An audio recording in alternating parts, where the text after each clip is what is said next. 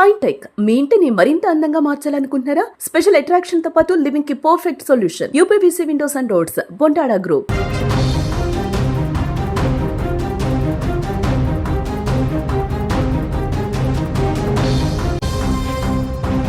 సభ్య సమాజం తలదించుకునే ఘటన. అసలు ఈ సమాజం ఎట్టుపోతుందో అర్థం కావట్లా.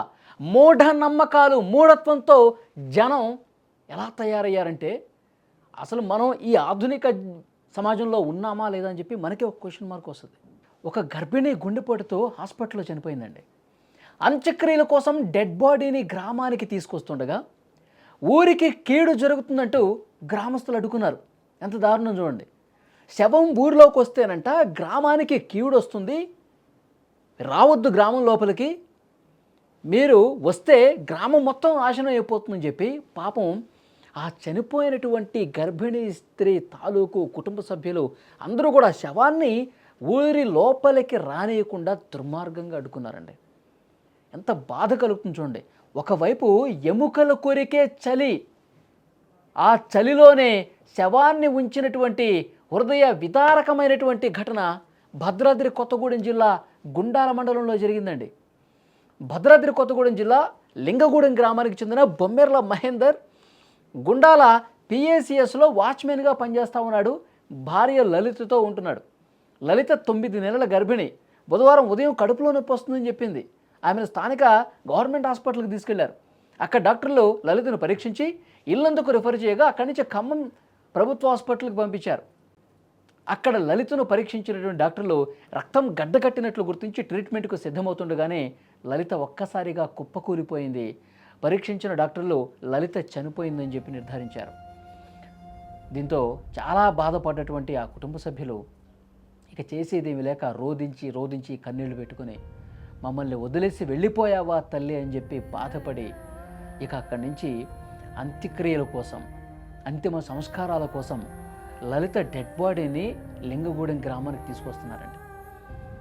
ఈ విషయం ఊళ్ళో వాళ్ళకి తెలిసింది.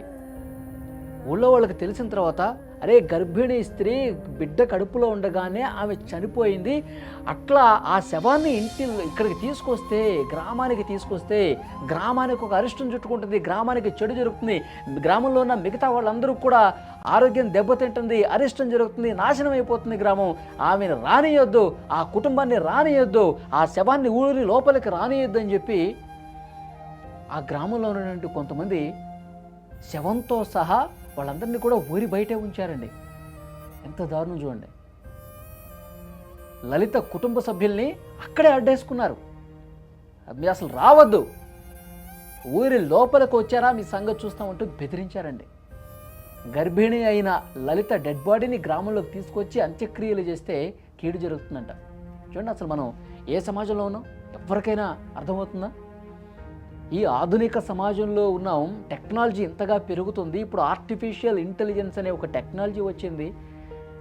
దేశం ఈ విధంగా టెక్నాలజీతో ముందుకు పోతూ ఉంది.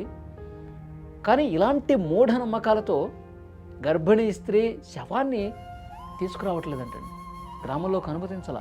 చూడండి ఆ జనం ఎంత మూఢత్వంతో బతుకుతున్నారో, మూఢ అంధత్వంతో బతుకుతున్నారో. ఎముకలు కొరికే చలి. ఇప్పుడు ఎంత చలేస్తుందండి, ఎంత చలిగా ఉంది, రోజు రోజుకి ఉష్ణోగ్రతలు ఎంత తగ్గిపోతూ ఉన్నాయి. అలాంటి ఎముకలు కొరికే చలిలో శవాన్ని ముందు పెట్టుకొని గ్రామం బయటే వాళ్ళు ఉన్నారంటే పరిస్థితి చూడండి ఎంత భయానకంగా ఉందో. చేసేదేమీ లేక వాళ్ళు ఆ ఊరి శివారులోనే, గ్రామ శివారులోనే ఇంటి లోపలికి కూడా రాలా. ఆ వచ్చినటువంటి ఒకళ్ళిద్దరు బంధువులు ఎవరైతే ఉన్నారో వాళ్ళందరూ కూడా అక్కడికే ఊరి బయటే వచ్చారు, చూశారు, అక్కడే అంత్యక్రియలు చేశారండి. కానీ చాలా సీరియస్గా తీసుకోవాల్సిన విషయం. ప్రభుత్వాలు ఇలాంటి విషయాల పట్ల కొంత అవగాహన కల్పించాలి. మీ మూఢత్వాన్ని పక్కన పెట్టండి.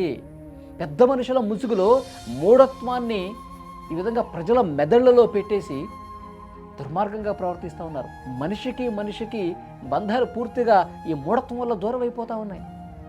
వాళ్ళు ఎంత బాధపడ్డా, ఒకవైపు తమ బిడ్డను కోల్పోయి వాళ్ళు బాధపడుతూ ఉంటే మరోవైపు ఇలాంటి పరిస్థితులు, ఇలాంటి మూఢనమ్మకాలు చాలా బాధ కలిగించే విషయం. పోలీసులు ఈ విషయానికి సంబంధించి దృష్టి పెట్టినట్టుగా సమాచారం వస్తుంది. ఆ గ్రామస్తులు ఎవరైతే అడ్డుకున్నారో వాళ్ళ గురించి పూర్తిగా ఆరా తీస్తూ ఉన్నారు, వాళ్ళకు కొంత అవగాహన కల్పిస్తూ ఉన్నారు. ఏది కరెక్టు ఏది రాంగు ఇవన్నీ కూడా చెప్తా ఉన్నారు. నిజంగా వాళ్ళు మనసులో వేరే ఉద్దేశాలు ఏమన్నా పెట్టుకున్నారా, లేకపోతే కేవలం మూఢత్వమేనా? ఈ రకంగా కూడా ఇన్వెస్టిగేట్ జరుగుతుందండి. చాలా బాధాకరమైనటువంటి విషయం. ఇంకా వాళ్ళ కుటుంబ సభ్యులు మాట్లాడారు, చూడండి ఏమన్నారు. ఈ ఊరలో కాదనుకున్నారా? ఏదో బతుకుతారు కోసం రేపు ఇక్కడ అక్కడ బతుకుతే రేపు వాళ్ళ పిల్లలే ఎక్కడ చదువుకుంటా అంటే జాబ్ వచ్చి అక్కడ ఉంటే అక్కడ ఏదైనా జరగకూడదు జరిగితే ఇదే పరిస్థితి బయట చేస్తారా?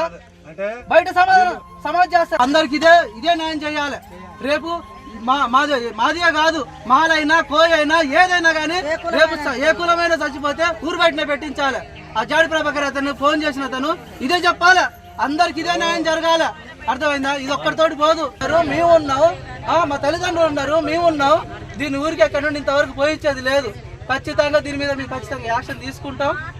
రేపు పెద్ద మనుషులు కూర్చోబెడితే ఎవరైతే ఫోన్ చేసినటువంటి వ్యక్తి జాడి ప్రభాకర్ ఉన్నాడో ఆయన మా అందరికి సమాధానం చెప్పాలి.